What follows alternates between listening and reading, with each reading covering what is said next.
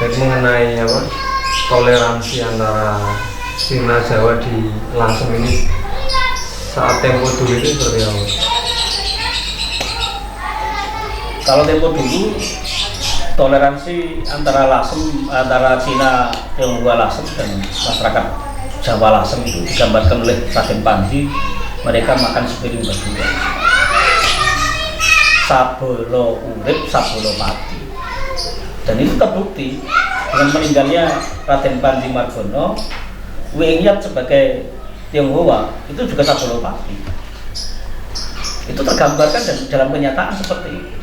Bahkan mereka meninggalnya juga bersamaan, sama dalam satu hari. Dan mereka itu berdampingan sampai kekuasaan aja diberikan kepada orang-orang Tionghoa. Nah, itu waktu dulu. Mereka saling menghormati seakan-akan saudara, karena satu nasib dijajah Belanda itu aja. Nah, setelah kita lepas dari Belanda ya sekarang ini, jadi toleransi yang digembar-gemborkan masyarakat dunia atau manapun, saya rasa tidak begitu pas. Kalau saya pribadi tidak begitu pas, karena toleransi yang ada sekarang hanyalah antara buruh dan majikan. Buruh untuk orang pribumi dan majikan untuk orang-orang Tionghoa. Sekarang. Dan itu terbukti dengan banyaknya tanah yang ia beli, walaupun atas nama orang lain. Berapa ratus puluh hektar, satu orang bisa menguasai sampai 25 hektar di atas rata-rata orang-orang Jawa. Jadi sekarang ini kapitalis yang berada di Lasem. Walaupun toleransi itu hanya sekedar abang-abang lambi. Memang tidak pernah terjadi kerusuhan di Lasem, tidak pernah. Kalau Lasem sekarang Jawanya sudah Jawa. Aku nggak dirusai, nggak melu-melu. Aku nggak dirusai, nggak melu-melu. Seperti itu terus sampai sekarang. Dan mereka seakan-akan menyimpan sesuatu. Anu kok Cina. Sekarang yang berkembang di dalam isu masyarakat, mereka seakan-akan Lasem diganti menjadi Tiongkok kecil, itu mereka terlukai. Orang-orang asli Lasem itu terlukai. Jadi dulunya Lasem kota santri, berubah menjadi Lasem kota Tiongkok kecil. Jadi kata-kata itu sebenarnya melukai masyarakat sebenarnya. Dan itu kan hanya sepihak, membuat nama itu hanya sepihak, walaupun heritage yang mengatakan itu, walaupun dari heritage juga bukan kata itulah. Jadi itu hanya untuk masyarakat Cina sendiri yang menamakan dirinya seperti itu. Dan itu kan akan memicu sesuatu nah. Jadi ketidaksenangan, kecemburuan kita. Baik. Maka pemerintah tidak toleran kepada masyarakat Jawa dengan mementingkannya Tionghoa. Itu bukti di lapangan seperti itu. Sehingga masyarakat yang di Lasem ini, hampir semua desa di Lasem membentuk untuk membuat daerahnya terkenal dengan membuka tempat wisata mereka, wisata kebun, wisata Dangcoyo, wisata ini, seperti itu. Itu kan tergantung pemerintah juga, kebocoran dana kemana. Jadi kalau kita di heritage membuka Lasem Tiongkok kecil itu katanya kan ekonomi kreatif. Tapi di mana ekonomi yang kreatif itu? Ya, kita tanyakan itu juga. Ini potret nyata, yang mungkin tahu sendiri juga nanti. Mungkin ini sudah survei, sudah tahu. Yang saya omongkan kemarin kan sampai sudah tahu sedikit, buktinya kan seperti itu. Di Lasem ada marga Uwi itu yang berkuasa dari dulu sampai sekarang. Marga Uwi yang menguasai sebagai Shah Bandar, penguasa Shah Bandar dulunya sampai sekarang.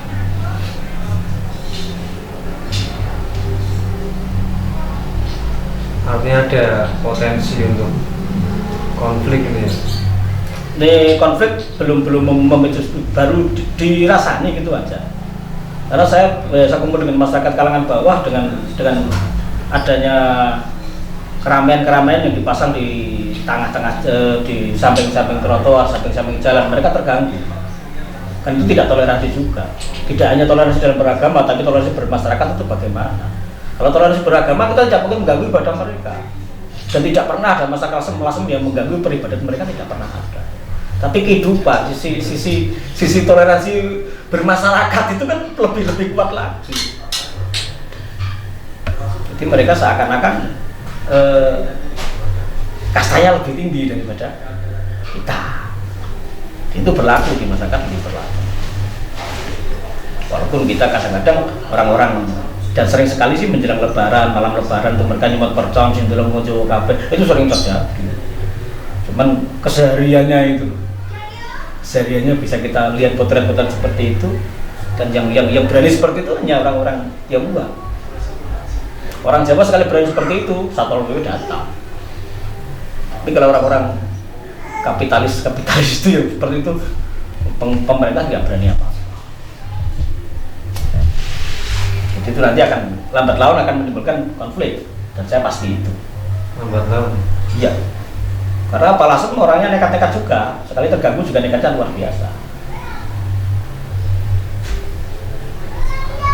Jadi jangan sampai, harusnya ada pemerintah lah, kota sing ngilokno, harusnya seperti ini, harusnya seperti ini. Lihat contoh sedikit saja, trotoar itu aja ya sudah terpakai untuk mereka semua. Bahkan bangunan mereka sudah memakan trotoar, atap-atap mereka sudah di atas trotoar. Itu kan saat menyalahi aturan. Tapi pemerintah tidak berani apa-apa. Jadi konflik trotoar itu sejak Bupati Salim juga sekarang belum ada solusi sama sekali. Tidak semakin baik, malah semakin remuk. Dan itu potret sekarang. Kalau masa toleransi beribadah, kita waktu jempol ibadah untuk ibadah. Mereka menghargai kita waktu sholat, mereka bahkan mengawal kita, non-muslim itu mengawal kita waktu sholat Idul Fitri, kita juga mengawal mereka waktu mengajarkan Natal atau apa, itu sudah luar biasa. Cuma toleransi keseharian dan toleransi kebersamaan kita dengan mereka itu seakan-akan ada sekat, dan mereka sendiri yang buat sekat, bukan kita. Orang Jawa tidak ada pakar tinggi, tidak ada. Mereka masuk bulan di Manggaran sana enggak, sampai sekarang. Di orang-orang Jawa jarak lu ngomai Cina sekarang nggak ada, kecuali orang-orang yang bertahun berkunjung ngelihat sejarah ya seperti itu dah. Mereka kumpulnya di warung kopi, mereka masih kumpul. Itu potret sekarang. Harapannya apa untuk untuk agar potensi ini bisa diredam, bisa artinya toleransi tidak hanya sekedar apa yang tadi Panjenengan sampaikan, guru majikan tadi. Memang ya harapan saya bicara wong Jawa ya ngono ning aja ngono itu aja. Ya memang kita butuh pekerjaan juga, tapi tolonglah hargai orang-orang Jawa. Orang koyok seperti itu yang berlaku sekarang. Walaupun tidak semua, hanya beberapa. Jadi buruh dan karyawan, sementara mereka pemakai akses umum itu ditertibkan sehingga masyarakat Jawa tidak terganggu dengan akses ke beberapa tempat-tempat akses. Jadi mereka lebih legowo. Orang-orang Jawa itu lebih legowo. Foto kan bisa kan bisa.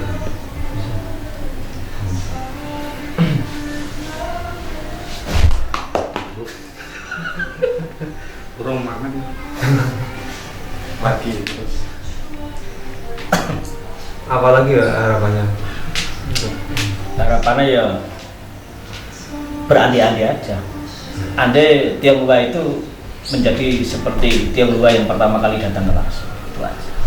Mereka begitu dipuja, mereka begitu dielung-elungkan, dan mereka sangat menyayangi orang-orang Jawa. Mereka menganggap saudara seperti orang Jawa. Tidak sekedar ekonomi, tidak sekedar yang lain. Sudah seperti Raden Panji dan ya seperti itu. Mereka berbagi, tidak berbagi hanya sekedar nasi, kekuasaan juga dibagi. Itu kan luar biasa. Wong Jawa sing kudune dadi adipati malah diwehno suwe ingat. Itu kan luar biasa. Dan dia ingin jadi petani seperti kebanyakan orang Jawa. Harapan terbesar kita bisa saling menghargai dan tidak hanya dari sisi beragama, tapi dari semua sisi kehidupan. Walaupun kita berbeda dari sisi ekonomi, tapi kita sama dari sisi manusia. Itu aja. Kalau mereka bisa memakai itu, insya Allah lah, Lasem itu kembali seperti semula. Di saat Lasem itu masih dihuni dengan ribuan santri, dia tidak berani bergerak sama sekali. Tidak berani. Sekarang santrinya mulai hilang, nggak kerasa. Di Lasem di depan alun-alun tanpa ada toko, tanpa ada apa-apa. Hampir semua setiap sore itu semua santri di depan alun-alun. Setiap sore bawa kitab Al-Qiyam ngaji di sana. Itu damai sekali, tidak ada apa-apa, tidak keramaian, tidak ada apa-apa. Jadi guys, sekarang yang masyarakat Rembang yang masih kuat budaya santrinya, Cina nggak berani datang. Contohnya satu kecamatan di Rembang itu ada Sedan, itu Cina nggak kuat di sana.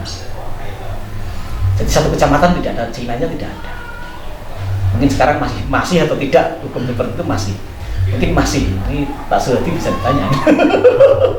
Jadi di Sedan itu nggak ada yang namanya Cina. Karena di sana budaya santrinya luar biasa kuat.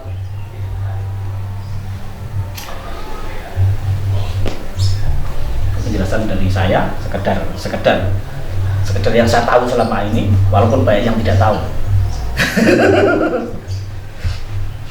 Di sini juga banyak saya punya pasien Cina juga banyak sekali. Jadi saya samakan, bahkan orang-orang kaya Lasem juga banyak yang harus itu. Dan mereka untuk ilmu hitung, untuk ilmu apa. Tapi Abda juga punya teman sahabat karib, seorang Chinese saya juga punya. Karib sekali, akan melebihi orang Jawa. Saya juga punya. Jadi mereka tanggapannya juga seperti saya, nggak ada yang di situ. Tapi ini sudah ada pola hidup, pola gaya hidup mereka. Saya waktu datang ke Lasem, si Rudi Lambonang yang sekarang menjadi orang termasuk terkaya, itu masih biasa-biasa saja. Masih biasa-biasa saja.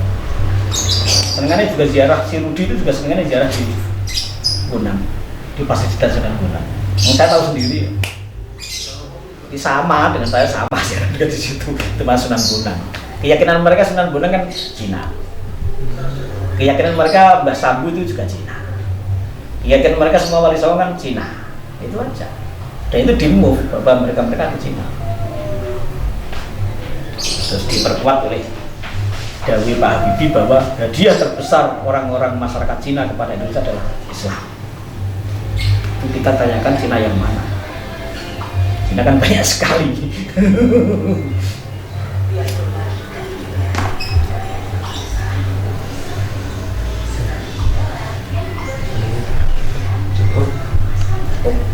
Rekaman gimana? Gak ada tambah.